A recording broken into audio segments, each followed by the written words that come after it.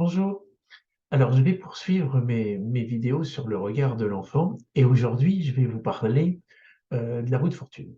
Alors, la roue de fortune n'est pas véritablement un personnage et quand je vais vous le montrer tout de suite à l'écran, quand on regarde, on voit que c'est plutôt trois animaux qui sont représentés. Il y en a un quatrième qui est un peu caché dans la roue de fortune. Voilà, si vous voulez, je vous le montre ici. C'est le poisson qui est là avec son œil et son bec et qui est bleu.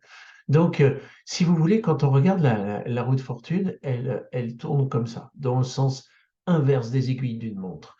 Et donc, on pourrait dire que la roue de fortune penche ou tourne vers la mer. Et c'est pour ça que dans cette série du regard des personnages vers la mer, je l'ai mis dans cette série-là parce que c'est pas que l'enfant regarde vers sa mère, mais on va dire qu'il a un penchant ou qu'il doit se tourner ou se retourner vers sa mère. Et quand on regarde le personnage du sphinx que vous avez ici, vous voyez quand je le grossis, vous voyez ses oreilles sont bleues par exemple, son corps est bleu, mais sa tête, c'est un bleu vert, un bleu indigo si vous voulez, et qui représente symboliquement le troisième œil. Donc, pour les enfants qui sont nés au mois d'octobre, garçons ou filles, hein, peu importe, on pourrait dire qu'il y a un penchant à se tourner vers sa mère, et en même temps à avoir une perception aussi de sa mère qui peut être différente dans sa dynamique.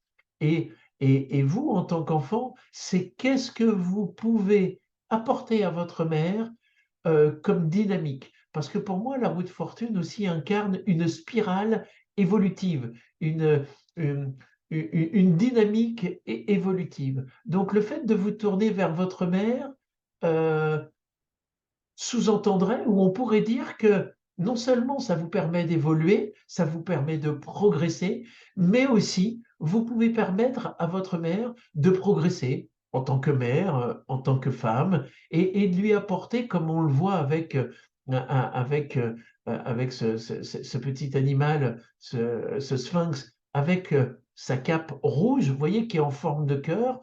Donc certainement un penchant du cœur, ou en tout cas dans l'idée d'amener une énergie du cœur, une énergie d'amour, et de la faire progresser. Et puis, il y a ici, dans la roue de fortune, vous voyez, il y a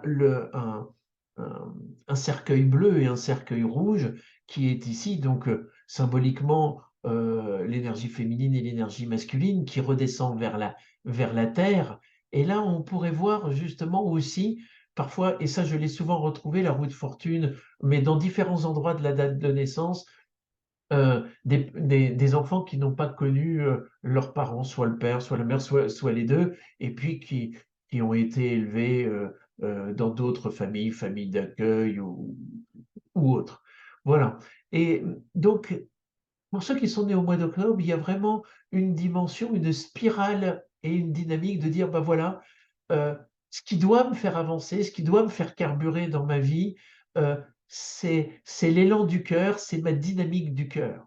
Et pour ça, euh, si j'ai un penchant d'abord par ma mère, c'est-à-dire dans cette notion de faire évoluer ma féminité, ma spiritualité, ma sensitivité, mon émotivité, euh, eh ben je vais utiliser cette énergie-là, cette dynamique-là pour ensuite évoluer dans ma vie personnelle. Et puis après, bon, il faudrait voir votre jour de naissance et votre année de naissance pour avoir une globalité et une précision de qu'est-ce que vous avez aussi à faire évoluer au travers de tout ça.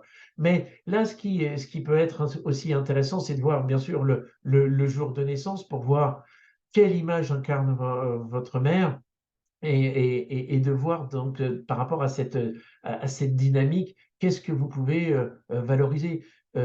Si par exemple je prenais le 1 qui est le battleur, bah, vous encourageriez votre mère à justement à s'intéresser à plein de choses, à être, à faire plein d'expériences. Et même si le battleur est tourné, son regard est tourné vers la gauche, donc ça veut dire que la mère ne regarde pas l'enfant, mais c'est comme si l'enfant, avec la roue de fortune, apportait plein de choses sur la table, apportait de la dynamique sur la table, si vous voulez. Et là, on aurait comme énergie relationnelle le 1 plus le 10 qui fait 11, la force.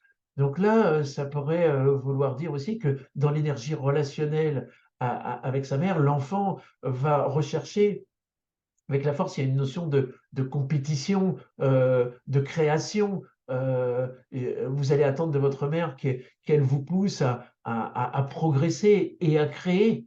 Et puis d'un autre côté, la force dans une énergie un peu de contrainte exprimerait plutôt des rapports de force. Et à ce moment-là, dans cette dynamique d'amener de l'amour, bah, c'est plutôt d'amener de l'amour que comme l'animal qui redescend vers la terre, qui se taire, hein, se taire, c'est-à-dire ne rien dire, ne pas s'enterrer. Parce que si vous regardez, voyez ce petit singe, on pourrait dire, lui, il se tait. Celui qui est en train de monter, il a un bandeau sur les oreilles, donc c'est ne rien entendre. Et puis le petit animal qui est en haut, c'est ne rien voir. Et vous avez souvent vu ces petits singes entre celui qui dit rien, celui qui n'entend rien et celui qui ne voit rien.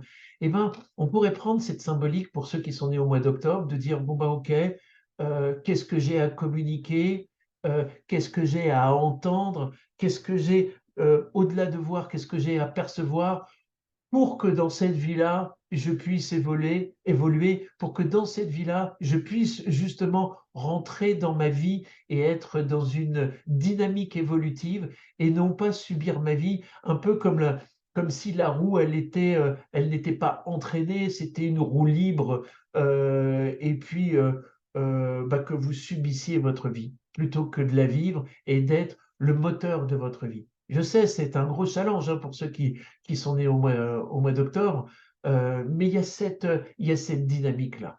Et vous voyez la, la manivelle blanche, donc, qui donne cette notion de pureté, elle est du côté droit. Donc là, ce qui sera très intéressant, c'est justement de voir euh, quelle image est incarnée par l'image du Père, votre année de naissance, si vous voulez, et de voir euh, quelle, quelle énergie peut être motrice dans votre dynamique personnelle et qui peut vous permettre d'avancer dans la société. Et ça, c'est très lié à l'image paternelle. Voilà un petit peu, là, je crois que par rapport au regard de l'enfant, j'ai fait à peu près le tour. J'essaye de faire des vidéos pas trop longues pour que vous puissiez aller jusqu'au bout. Mais donc, si je résumais un petit peu, on va dire qu'il y a 6 mois de naissance sur 12, c'est-à-dire la moitié quand même, où l'enfant regarde vers sa mère. Donc, vous dire que la mère est importante pour les enfants qui s'incarnent, c'est peu dire. Et il y a une septième carte qui est différente, hein, et dans la symbolique, il y aurait certainement beaucoup de choses à dire sur cette septième énergie, hein, qu'est la roue de fortune. Mais en tout cas, il y a vraiment l'idée, pour nous qui nous incarnons sur ces 12 mois de l'année, euh, d'avoir un regard sur la mer différent, nuancé, mais aussi primordial pour notre évolution de vie lorsque l'on est dans une démarche personnelle de connaissance de soi et des autres. Voilà. Eh ben, je vous remercie. J'espère que cette petite vidéo vous aura plu pour ceux qui sont nés au mois d'octobre et je vous souhaite une excellente journée. À bientôt. Au revoir.